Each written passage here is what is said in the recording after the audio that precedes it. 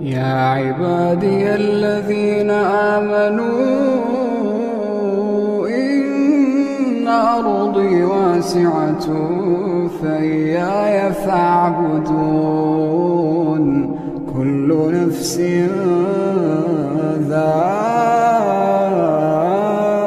ذائقة الموت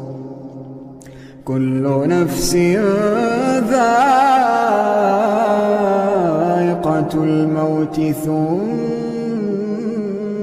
إلينا ترجعون